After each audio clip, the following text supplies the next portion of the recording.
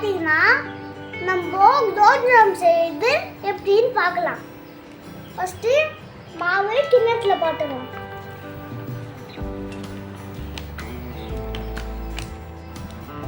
Friends, இப்போ மாவு கிண்ணத்துல போட்டோம். இப்போ கொஞ்சோண்டு தண்ணி ஊற்றின்னு கொஞ்சம் பிசையணும். இப்போ நம்ம சாஃப்டா பிசையணும். சப்பாத்தி பழத்து பிசையக்கூடாது. இந்த மாதிரி சாஃப்டா பிசையணும்.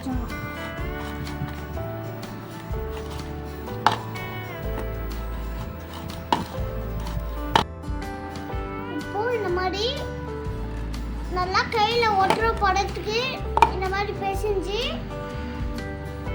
கொஞ்ச நேரம் ஊற வைக்கணும். இப்போ மாவு பிசைஞ்சாச்சு. இப்போ 10 நிமிஷம் ஊற வைக்கணும்.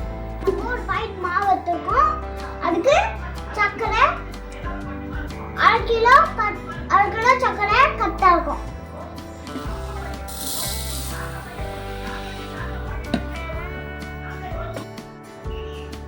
அரை கிலோ சர்க்கரைக்கு 1/2 கிலோ லிட்டர் கரெக்டாக இருக்கும்.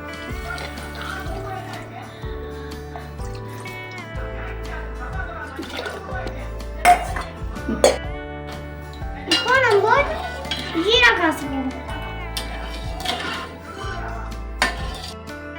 இப்போ சக்கரை பாகு ஏலக்காய் போட்டாச்சு. இப்போ நம்ம ஆஃப் பண்ணி எடுத்து வைக்க போவோம். இப்போ நம்ம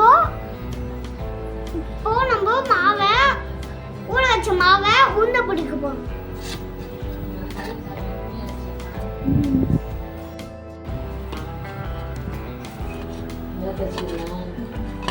நம்ம உருண்டை பிடிக்க போறோம்.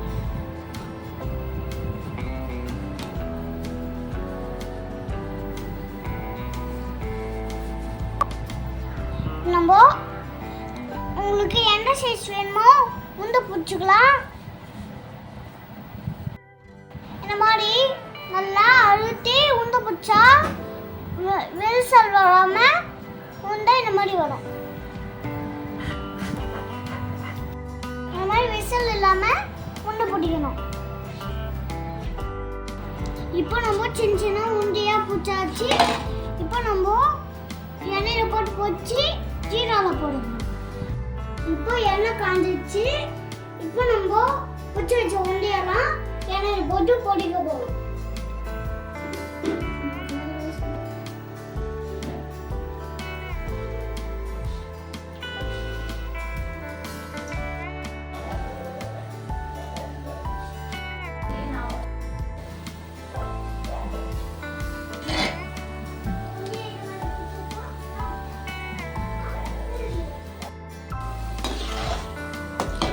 பிடிச்சி வச்ச உருண்டையெல்லாம் எண்ணெயில போட்டாச்சு.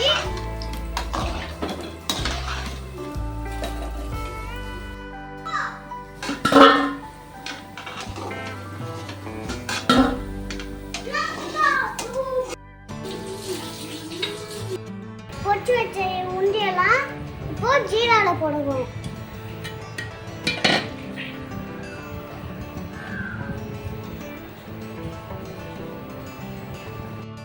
பிடிச்சி வச்ச உருண்டையெல்லாம் ஜீரால போட்டாச்சு. இப்போ மிக்ஸ் பண்ண போறோம்.